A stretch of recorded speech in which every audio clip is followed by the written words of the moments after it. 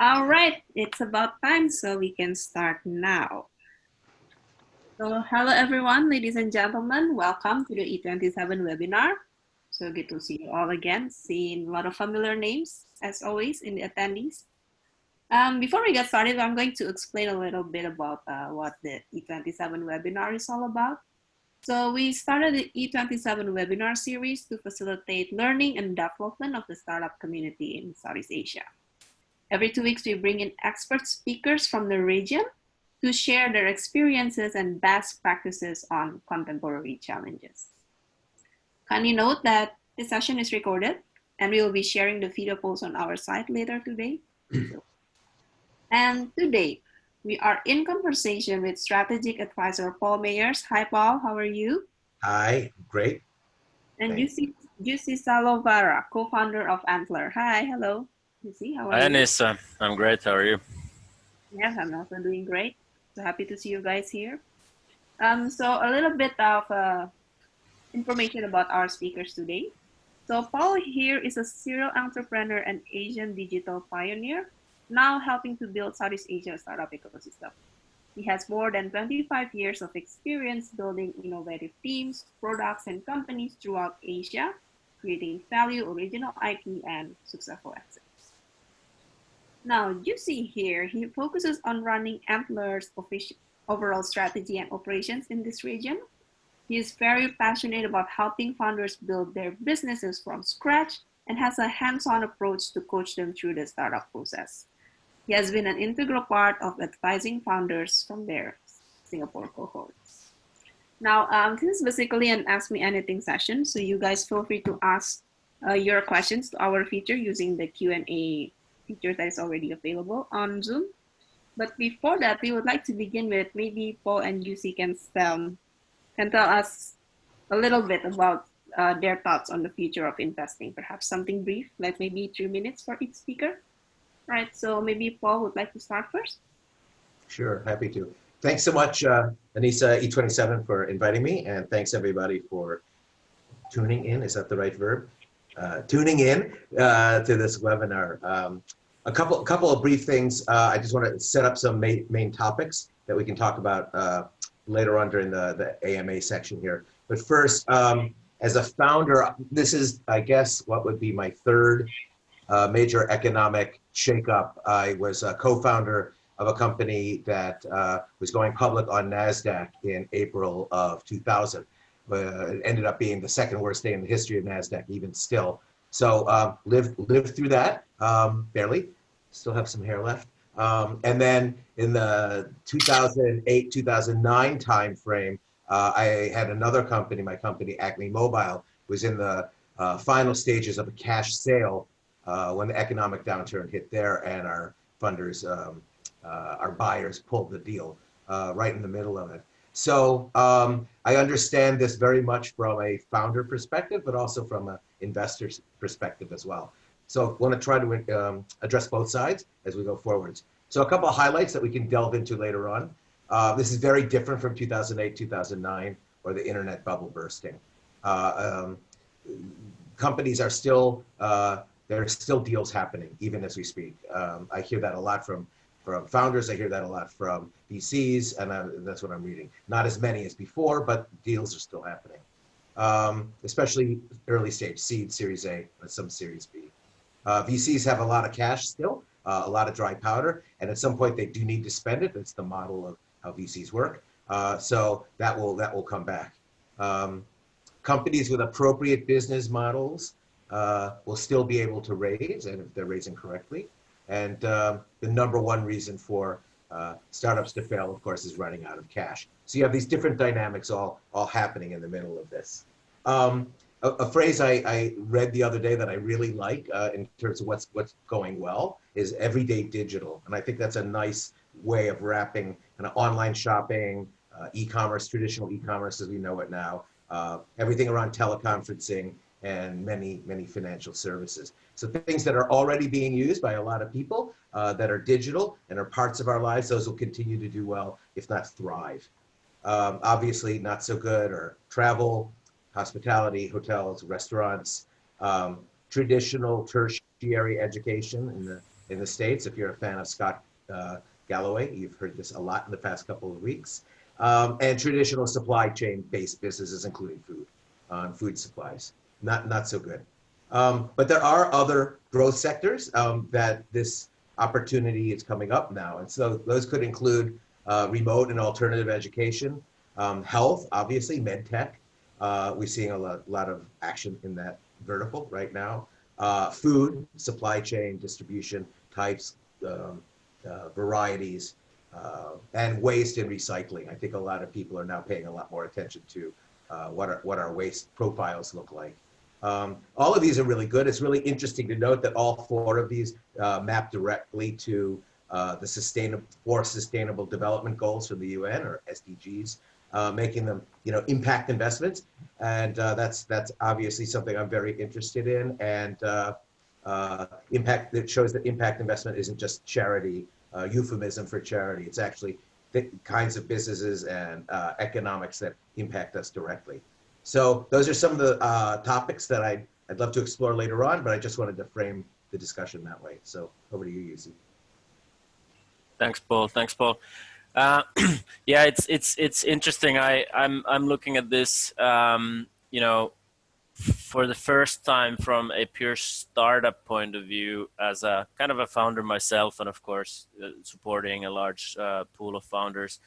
In the last big crisis, 08, 09, I was actually still working as a banker. I was remember vividly being in Canary Wharf in London, right next door from Lehman Brothers, and looked more at the sort of public market side of things. Quite a different perspective.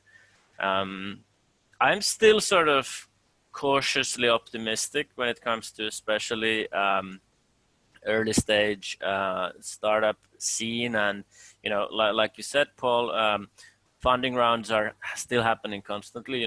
VCs haven't gone anywhere. Everyone says that we are focusing on our existing portfolio, but that's just a way of saying, giving themselves an easy reason to say no to deals that they're not interested in anyway. Good deals will get good teams will get funded. If you're a mediocre team working on a mediocre business model, you might in normal times get funding at the edges from some investor, but that's probably not gonna happen now. The most important thing for the early stage funding scene is the LP capital, like you said, Paul, and we haven't seen any large scale kind of escapes from the market, if you will, or withdrawals by big LPs. Not that would be publicly reported, but at least I haven't heard of it. And that means that the record dry powder that VCs have is there to be deployed. You have to remember that no one working in the VCs, the fund managers, nor their investors, the LPs, will make any money if they don't invest. So capital will be deployed. Of course, there's now a bit of a shell shock from the initial first wave of COVID cases, but it's more of I think a delaying factor, and things will pick up even further quite soon. At least that's sort of one scenario that I think is completely feasible. And to be more specific, what I'm seeing in the market is that the angel investors are naturally being more conservative, investing their own money, and selecting their spots even tighter. So you could almost say they've for the time being disappeared from the market. And then family offices a bit the same, being a bit more conservative. But every day there's VC teams, VC deals being reported on. So I would not be super worried about that if I was a founder out there, and that's what we keep telling our portfolio companies as well. Maybe to Anissa, to respect your time limits, should probably stop there. Could go on for ages, I guess. Can I just add one quick thing, if I may, Anissa? Yes. I agree with you quite a bit here. I just want to add that disruption, like we're seeing now, also creates opportunity. During the last financial crisis, 2008, 2010, a lot of the household names of companies that we use every day were founded then. You know, WhatsApp, Pinterest, Instagram, Uber, Slack, Square. Those were all started in that time period. So even if things are very bad, out of that comes different kinds of innovation. Disruption creates innovation. And so founders, if you're looking to pivot, or investors, if you're looking for the next new big thing, it's very entirely possible that this is the time that will be happening as well. So. All right, great. Thank you, Paul and Jussi. So now while we're waiting for the questions to keep on coming in, we start seeing one or two coming.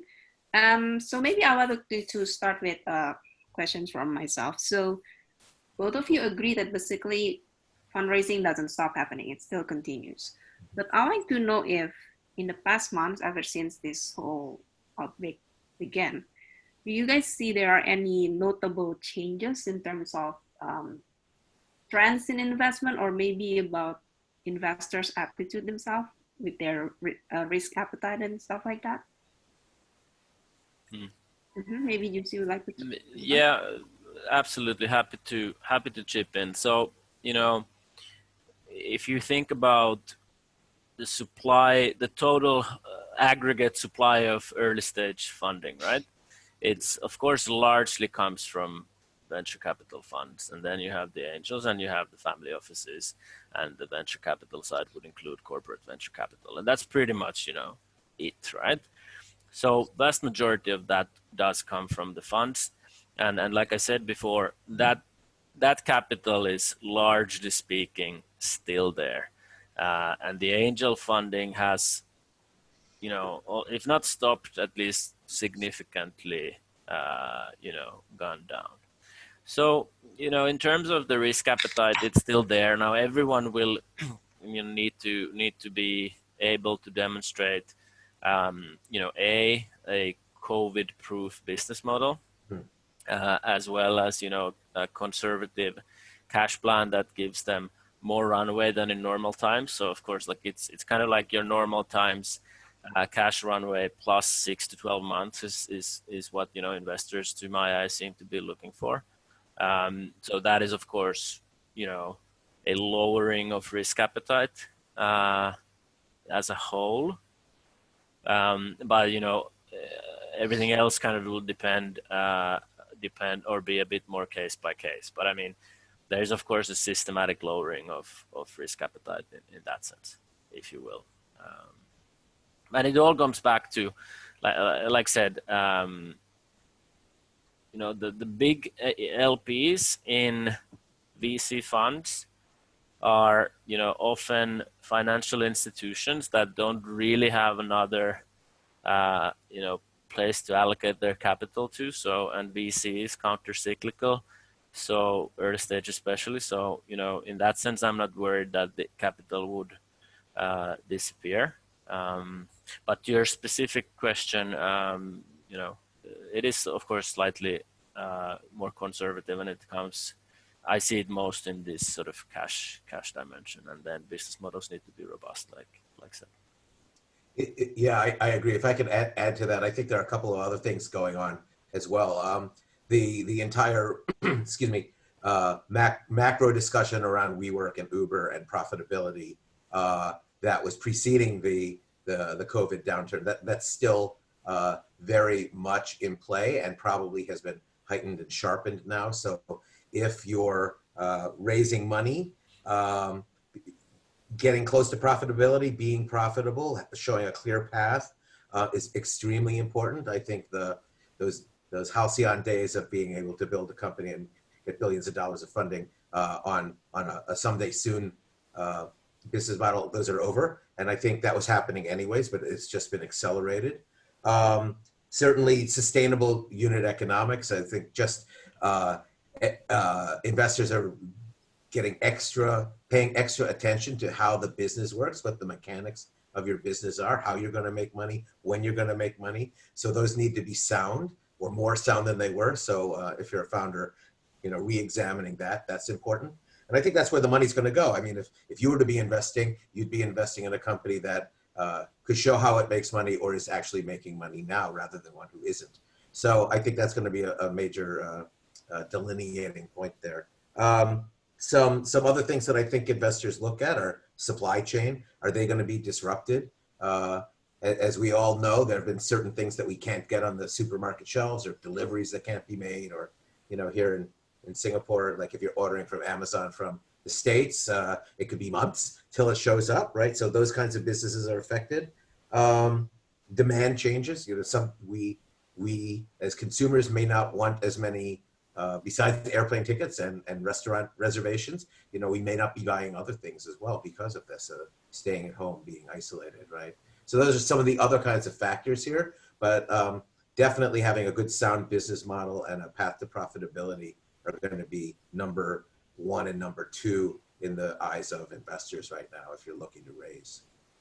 It's basically the same solid fundamentals you sort of always need. So this goes back to my comment earlier about great businesses will get funded.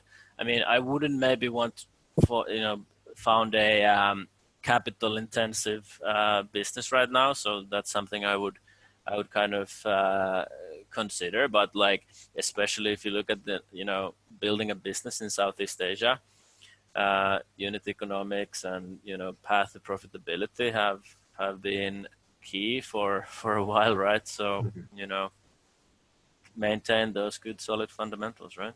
Yeah. Yep. Okay. So I have a follow-up question regarding that. So, I mean, as Paul mentioned, ever since what happened to WeWork last year, sustainability has become a major topic for startups in the ecosystem nowadays. So, how is this going to affect the trends of, for example, IPO? Are we going to see more IPO happening this year? And in terms of exits, will M&A, mergers and acquisition, be more popular this year due to what happened in the market recently? I can take the first cut at this. Sure. Personally, I feel that the IPO market is going to be slower, cooler for the near term. Okay, I think private investors like ourselves, man on the street, woman on the street, are probably going to be less keen to be making those kinds of investment decisions right now. But I think on the M&A side, we will see more consolidation and more opportunity. There are lots of good companies out there that don't have a lot of cash, or just the timing, the cycle has been bad for them and are struggling, where other companies and their investors may have more money, and doing strategic purchases, acquisitions right now makes a lot of sense for a number of companies. And I think that we'll see that increase. There'll be consolidation in specific verticals, but also just good buying opportunities will abound in the next, I don't know what we call that period of uncertainty before things settle down again. I don't call it the new normal, whatever that next phase is. But that period of uncertainty, 3, 6, 12, 18 months, that's where we will see a lot of M&A activity. Okay, and what do you think? Yeah, so the IPO market for startups, if you think about the classical tech startup definition, is obviously like super weak in Southeast Asia, as it starts to start with, right? How many sort of tech startup IPOs can you name here? Not many, right? So the exits are still the by far the biggest challenge for startups in Southeast Asia, right? And COVID certainly does not help when it comes to the IPO market. So I'm fully on the same page with Paul on that one. When it comes to M&A, I think bigger players that are well funded will be probably making some targeted M&A, but I don't think it's going to be very active. Many of the most well-funded startups in Southeast Asia are quite operations heavy, and they will need to conserve that cash, in their operations themselves. Maybe some stock-based deals could happen, but I actually think the M&A market will also be quite slower than normal. That's not saying that consolidation can't happen, and when there's blood on the streets, it's the best time to make moves. So certainly there will be action, but on the aggregate, I would say probably less than without COVID. Okay, I see. So, do you think there's a greater opportunities for growth stage company compared to early stage company, or is it the same? Considering that, yeah. So of course, if early stage companies, for example, or if let's take the M&A angle first, right? So, if companies in the early stage struggle a bit more, the prices will be driven down. But then if they struggle, why would you want to acquire them? So we can find cases where that will happen and it makes sense. But again, on the aggregate, probably will happen less. The thing I will say though is it's going to be maybe a slightly more polarized situation. So some companies will be big winners, but then the further along the chain you are, the more heavier your operations will be, the more fixed cost we will have, and then thus the less nimble you will be to actually adapt to the situation. That is the significant benefit of being an early stage company, right? So we just had a company in the travel sector that is obviously horrendously hit by the situation, horrendously hit, since the business is dependent on travel. However, they just raised a funding round that has not been announced prior to COVID, prior to the worst being hit. So now they are in a situation where they have very light operations, a lot of cash, and they can figure out what type of pivot they might need to do, or almost like hibernate before they actually start spending. They see what happens in the market. So this is only possible because they are so early stage. If this had happened, or if they had started things a year before, or 2 years before, things would be quite different, right? So there are advantages to being early stage as well in the current times. But again, it really depends on which field you're in and what is your business and how have you set up your operations.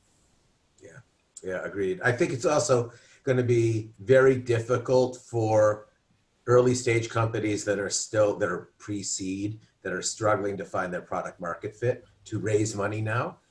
If they have money, obviously being smart about it and holding onto it and being judicious in what their spend is like is the right strategy. But with rare exceptions, I think those kinds of companies are going to find it tough in the near future to be raising.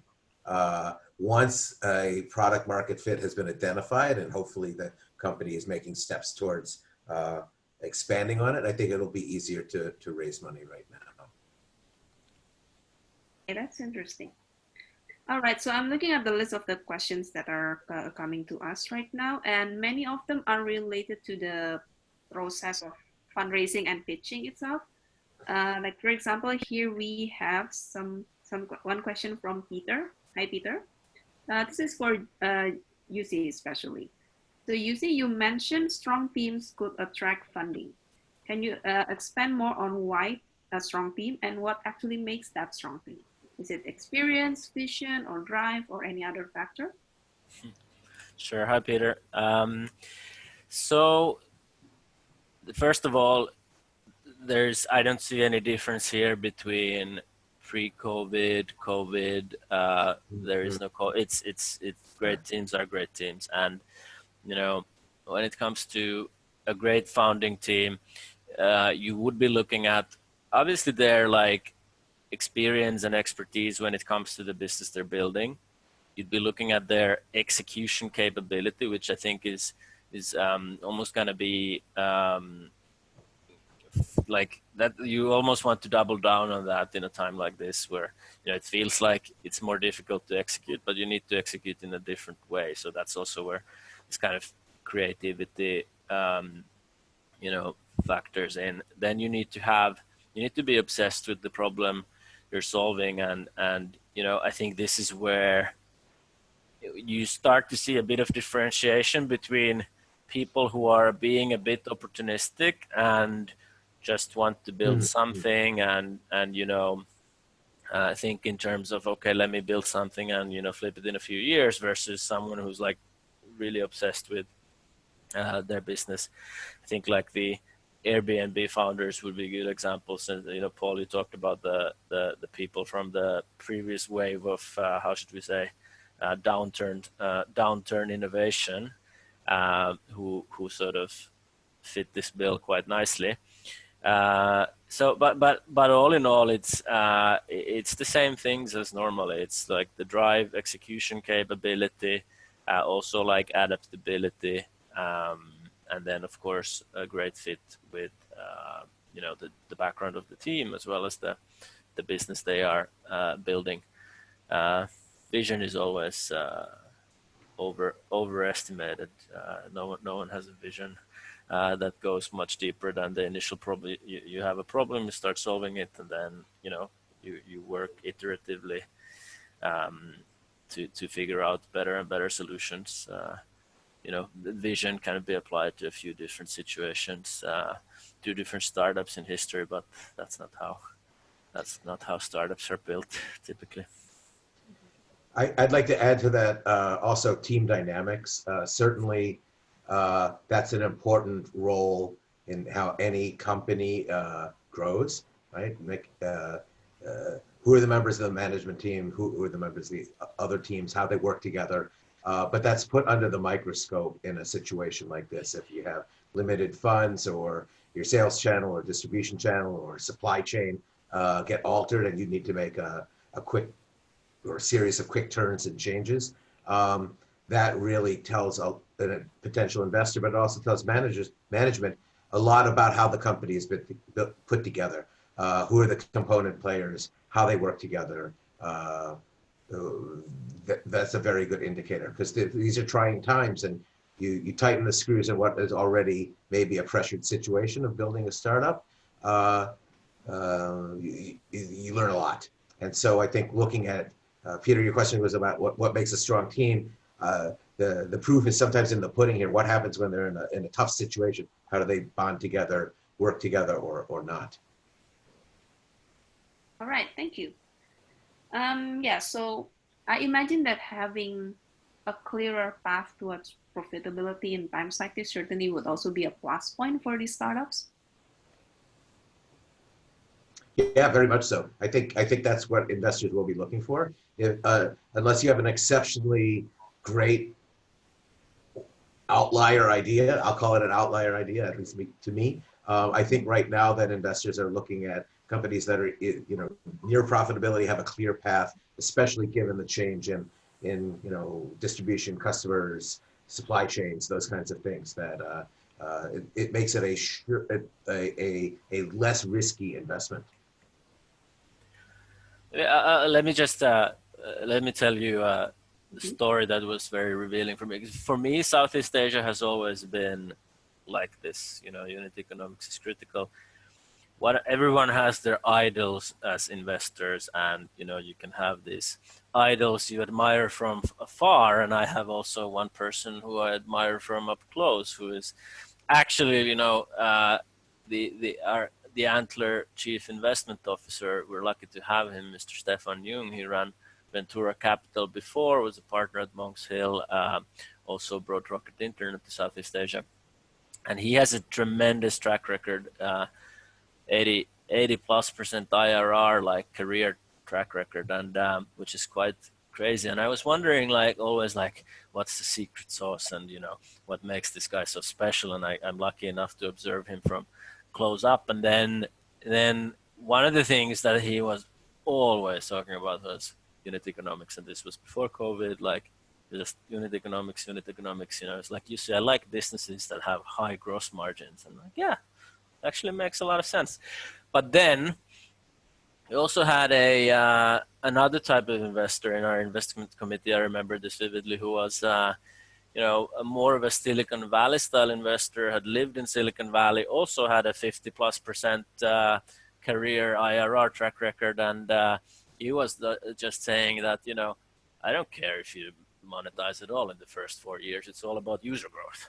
And then these were such contrasting views, but it was always clear to me, okay, this one guy is a specialist right now in Asia because he's investing in Asia.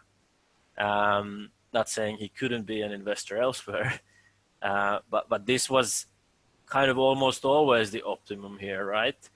When you look at the types of businesses that have been successful, look at the current unicorns, for example, right?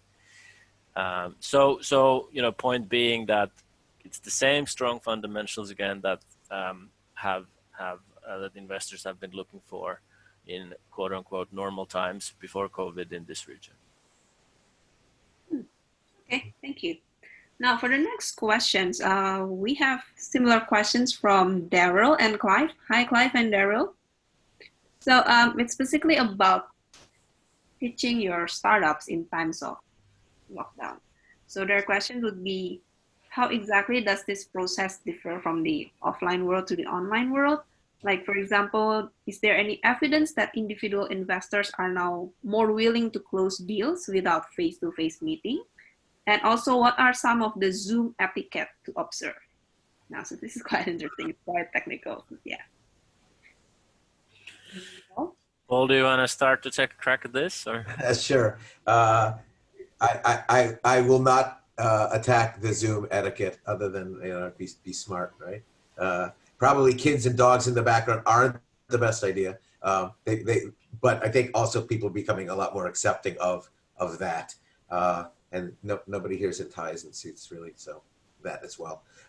What I'm seeing and reading and hearing from the venture world is that VCs are generally fine with Zoom and remote kinds of interviews. A lot of people would prefer to have face-to-face. There's a lot of body language and kind of nonverbal communication that happens around a table in person that you lose here.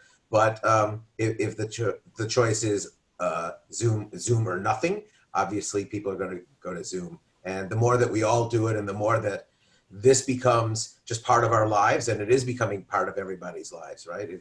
Everyone's more comfortable on Zoom now than we were a month ago or a month and a half ago. It just becomes part of what we do every day. So I don't think that that's such a big deal anymore.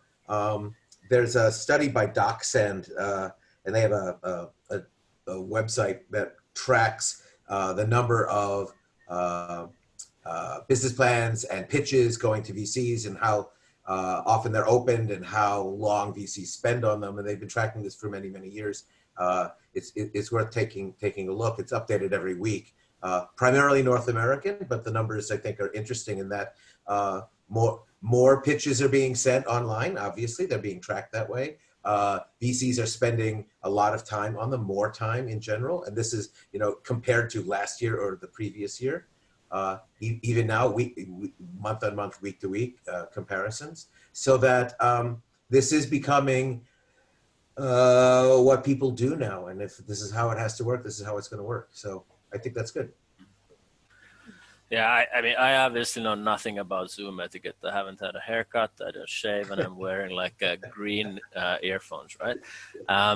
So not going to comment on that further. But in terms of getting in front of VCs, maybe the one thing I would say is just work extra hard for this. I'm going to give slightly contrasting recommendation, right? One is if you really want to get in front of a specific investor, really turn stones to get the warm intro, right? Because everything is coming digital now, so it's almost even more difficult to penetrate through that sea of different approaches and pitches.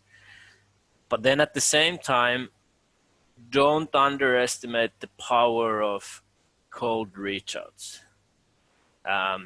So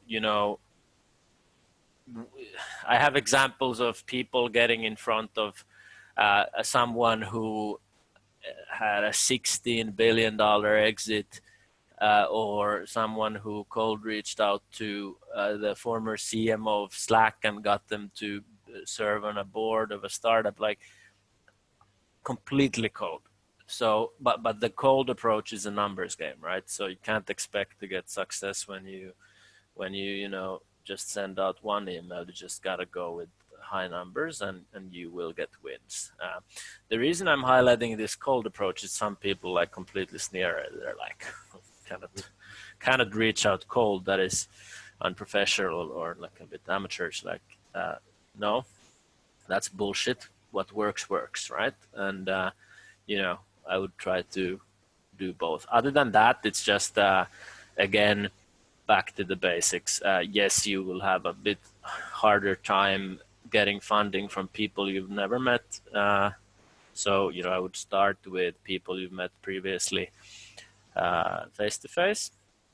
But then, especially if lockdown times continue, VCs will need to more and more adapt as well. So we have a number of companies who are now entering the market to raise Series A.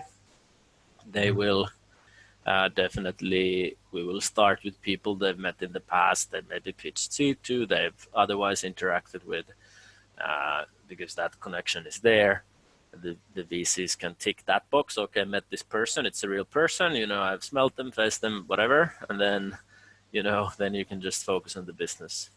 That's all there is. Paul is spot on that, there are things you still will experience when you meet someone face to face, and that makes us human beings more comfortable, because that's what we are, human beings. Evolution, we're used to meeting face to face. I'd like to add one more thing to that. I agree with Jussi a lot on those, especially on the cold call, cold pitch.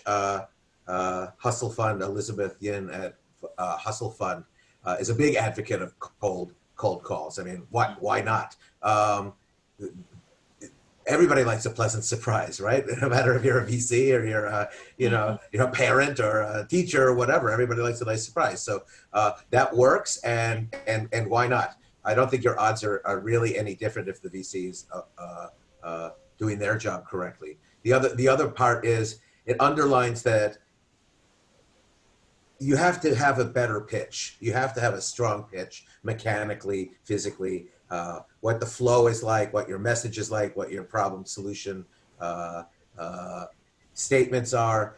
Work on those. I saw between 400 and 500 different companies pitch last year, and a surprising number of them have really not very good pitches. And Peter, who asked the question, I mean, that's what he does. He helps those companies, so he knows this just as well, that a lot of the pitching here, it matters. And this, especially now, if you can't have that face-to-face, human-to-human contact, it becomes even more important that you're clear, you're clean, you know what you're saying, and that comes through both in the deck, if you have a deck, but also in what you're saying. So I think that's important.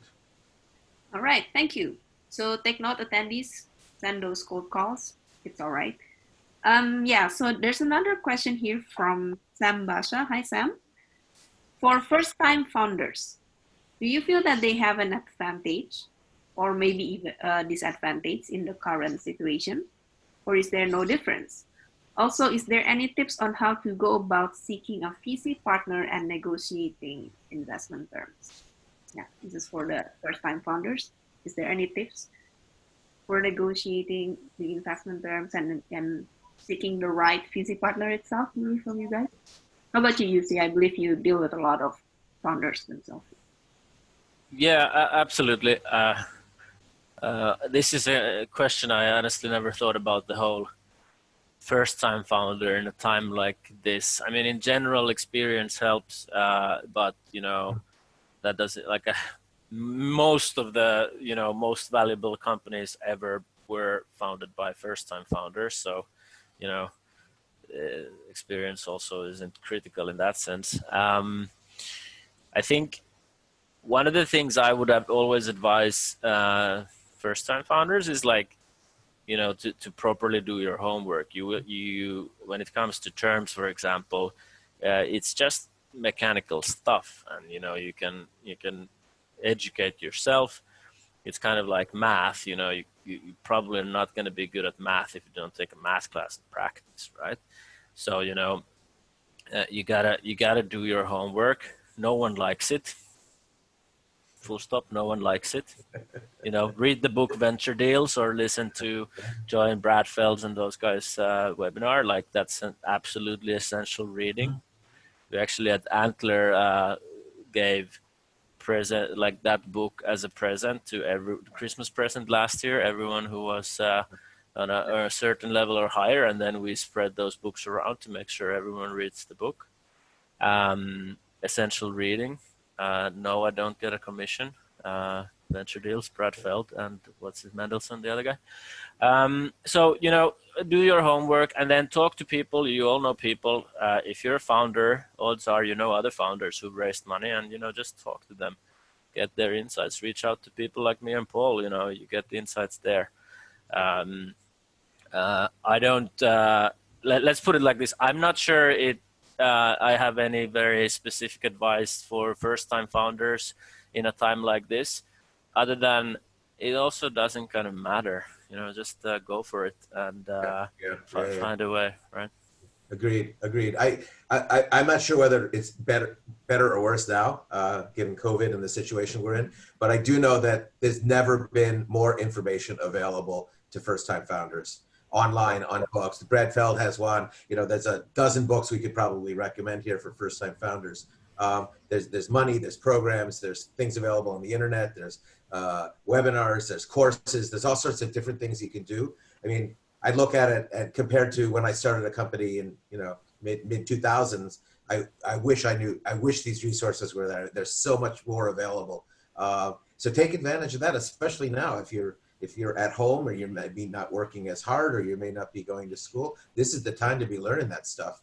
And it's all available. So that would be the one change that I see, and take advantage of it now so that when you do get the opportunity to pitch and you are in front of the VCs, you know the math, you know how to present your business, you know what the unit economics are, you know what the phrases are. And that's all available to you now. So go for that, you know, take advantage of that. And one very practical tip, I'm sure many of you know this, but maybe there's a few who haven't thought of it, is like go for walks and listen to stuff. Podcast, listen to Jason Calacanis, listen to the Antler VC cast, listen to an audiobook version of Venture Deals. By the way, Venture Deals, just to be very clear, was only on the terms and conditions. There's many, it's not, that's the purpose of that book. There's many other good books for startup stuff in general. But like, yeah, listen to stuff and go for work. That helps your health, and you learn stuff. Yeah, agreed. That's where I've learned a lot of this. It's just been walking early in the morning at East Coast Park and listening to podcasts. I mean, it's very easy to do. Yeah. Same here. I do it all the time. Yeah. Okay. That's really sound advice. Now we have the next question. It's from Petromil Petkov. This is about foreign entrepreneurs starting up in Southeast Asia. How are they positioned to co-found startups that is focused on Southeast Asia market? I guess what he meant here is that, is there any advantage that local founders have over the foreign ones when it comes to starting a company in Southeast Asia? Like, for example, are they more stronger in terms of local knowledge and preference of investors themselves? Do you prefer to to invest in a company with local founders, or is there any other views about foreign founders in this market? I was a foreign founder, a foreign entrepreneur. I think we both are foreign entrepreneurs. I think there was a time where maybe there was an advantage for foreign entrepreneurs coming to Southeast Asia because the marketplace here wasn't as developed. And so if you had Silicon Valley experience or European experience in how to found a company, how to start a company and build it, that where often that experience wasn't in existence in local markets. That was true. I think in the past 5 years throughout Southeast Asia, 5 to 10 years, specifically in Singapore, where there's been an ecosystem that's been built up of all the parts that are necessary to have a flourishing startup ecosystem, where there's government support and tax credits and laws and experience and courses and classes and accelerators.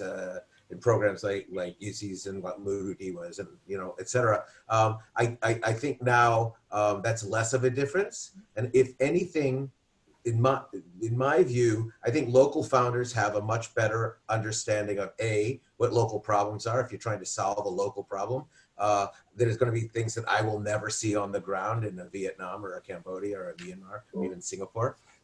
Number one, and number two, just in terms of context and contacts as well. I've been here 25 years, but I still don't have that social infrastructure and network that I would have if I was born here and was my age now, and had grown up with that, with aunts and uncles and cousins, and going to school and going to NS and those kinds of things. So I think there are definite advantages in terms of networks now to local founders that foreign founders don't have. I wouldn't not do it, but I just think it's a much more even playing field. I would, so just to complement, I would say that first of all, it of course depends on what you do, but it's important to remember that, like, if you're talking about building a regional Southeast Asia business, there's no such thing as local. If you look at the diversity of this region, what does local mean? So if you're building an Indonesia only or Indonesia mainly business, absolutely it's an advantage to be Indonesian. Same thing with Vietnam, etc. So if you're building a Southeast Asia business, no one is local. So it's a roughly, I would say, an even playing field. Of course, fully echo what Paul said. Of course, it helps if you've been here your whole life, and you've somehow gathered the expertise and experience on the sort of other things. So I don't think there's any right or wrong. Just go for it, but remember that with the whole there is no local, the flip side of that is, you need to understand all the different markets in detail and respect the cultural differences, language differences, this and that, right? Differences. So everything needs to be localized well, right? I used to always say Americans would come to Asia and ask how do you enter the Asian market? And there is no Asian market per se. There's all these different countries with different cultures, and sometimes lots of different cultures within different countries. Certainly from an American point of view, that's not readily seen or taught. So that understanding that there's not one size fits all, like Jussi said, definitely is important. All right, thank you. Okay, so now we have another question from Daryl. He wants to follow up regarding profitability. So his question is, why does path to profitability matter, given that the assumptions and forecasts are probably not always accurate, and that the product and business model itself, they can surely evolve over time? So this is a rather tough questions. Would like to start first? I'll take a stab at this first. Path to profitability, I believe, is more than just what the business model says and more than what the business plan says. If I'm looking to invest or I'm looking to accept you into a program, it needs to be realistic. Like, do you understand what the mechanics are for your business to become profitable? Maybe the numbers themselves may not be accurate, okay? But like, your assumptions are, sometimes your assumptions, not yours, Daryl's, but just in general, a founder's assumptions are, they don't make sense. They don't add up. They don't A and B equals C. They're kind of like way out here. Okay, so that tells me that the founder doesn't understand the core bits of the business well, or what the dynamics are. Okay, yes, of course things are going to change. And I think any investor builds that into their model that, something like COVID can come along and throw everything up in the air. But if you don't understand the basic checks and balances and how your company works and what causes what, doesn't matter what your model says. But if those are wrong, it's not going to be a successful company. So that's how I would invest and look at it. Yeah, I mean, I was just also like, I didn't say anything immediately. Just thinking about the question, like from which angle it should be looked at. Like path to profitability matters in the real world, not in the plan. Like if I understand the question, like the whole showing path to profitability as part of your pitch and in your financial plan, just a reaction to that, like I always tell our founders, a financial plan, especially in the early stage, let's say seed stage, it doesn't mean anything. It's a test of logic, and it's a test of understanding your business. I'll put it in plain English. You can only fuck things up with it. You can never convince anyone with it. So look at it as a test of being buttoned up and not having mistakes of completely unrealistic assumptions or mistakes in logic. I've just spent sessions, like a few teams I've gone very deep into their models with in the last couple of weeks, and you always find something, but the idea is to avoid completely idiotic mistakes, which even good teams will have there because they've been a bit lazy or they've been something, right? So yeah, that's or they're too close to it, or they're too close to it, right? I mean, if you love your idea so much, your bias will be to show that that idea is a good idea, and that may be in your business logic. Where sometimes you have to step back and take it apart and put it back together, and to be able to see is this logical? I think the logic is much more important to me rather than the numbers. No, exactly. It's just like I caught one team kind of having an assumption that every one of their users visits a doctor 2 times a month. I don't know what type of doctor's appointments those are, but I at least don't know anyone who is not chronically very sick and who would visit the doctor twice a month. So, it's these types of logic mistakes. It's very easy to make. I make like $1 per user and this many sessions. And when you start doing the macro, and all investors understand these mean absolutely nothing when it comes to the actual future projection. It's a test of A, how good is your logic, and B, is there a foreseeable, realistic path to whatever 100 million revenue, and during that path, the second year we can see you making money on a unit level, right? All right, I see. Now, the next question I think can be the last question for the session now, and it's being asked by a lot of people. So, hello, Sergio, Solekin, and Anonymous. And so it's basically a question about popular verticals in times of COVID. So you've mentioned e-commerce, health tech. I personally also seen a lot of investment in fintech in the past few months. And the question will be here is, how long do you see this trend lasting? Is it just going to happen this year, or whether this is going to be part of the, I hate to use the word, but the new normal? So yeah, what are the prospect of this in the next 1 year or 2 years, perhaps? Assuming that COVID is this time is a demarcation point, the change will happen from here onwards, right? Whether it's the new normal or whether we'll continue to roil around and there'll be upheaval and change. I think certain verticals will come out winning, and I continue to believe that everyday digital is a really good way to look at it. How can we use technology to make our lives easier and migrate them to digital ways of doing what we used to do manually? And I don't think, whether it's food or health or med tech or yes, some fintech, education, certainly we're seeing all of those. Those are not going to go back to something that it was before.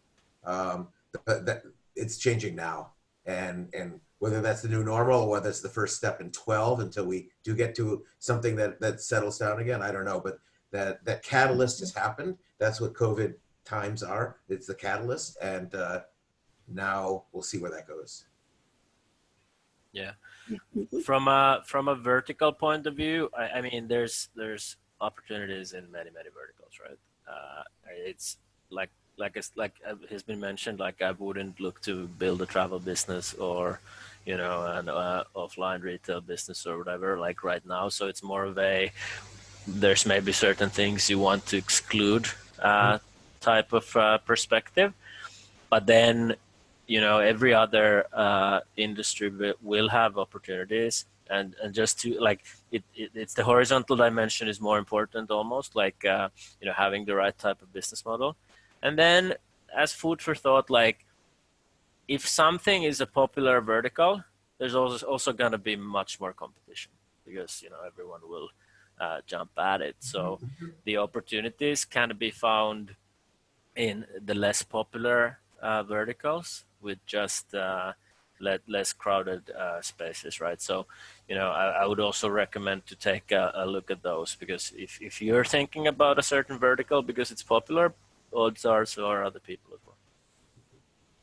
And I totally agree with that. And I think also there's a flip side of those companies that are in trouble as well. You look at the restaurant business. Restaurant business has been hammered, but drive-through and delivery is doing really well, right? They're going through the roof. So maybe restaurants as we knew them, where we go with our families or dates or whatever to sit down and have a meal, that may not be what it was a year ago, but the ability to get that food delivered to your home and consume it there, that's a great opportunity, right? So it's both sides.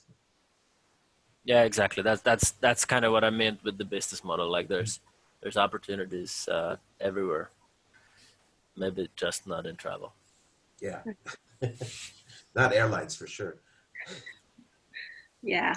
Okay, great. That's definitely the keyword we're looking for. There are opportunities everywhere. So I think we can close the Q&A session now. So before we close this whole event, do you guys have like any closing statement that you would like to say to the attendees?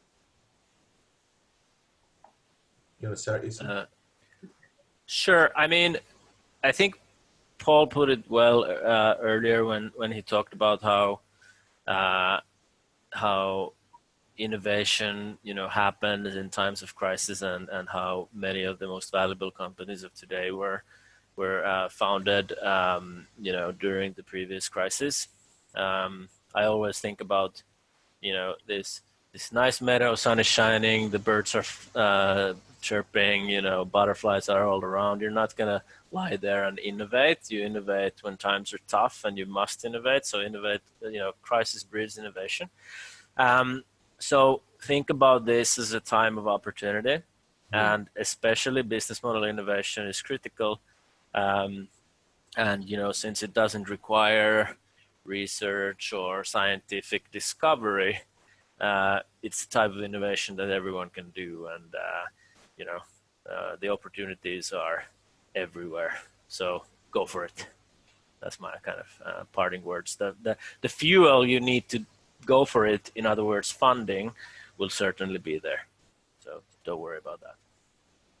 Yeah, I totally agree. The money's going to be there. It may not be happening as much as it was 1 quarter ago, but give it a couple of quarters. Certainly the angel will start to pick up again. Angel investing at early stage is still there.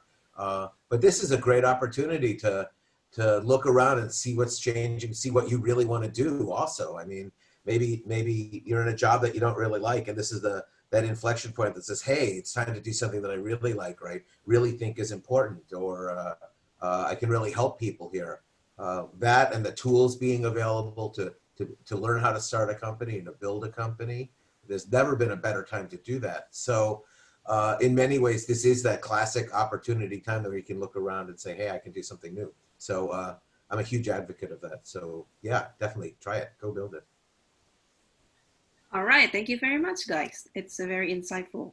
So yeah, before as we go to the end of this event, I would like to remind everyone that on June 11, we're going to have another webinars. And this time we have a special guest from Tokopedia.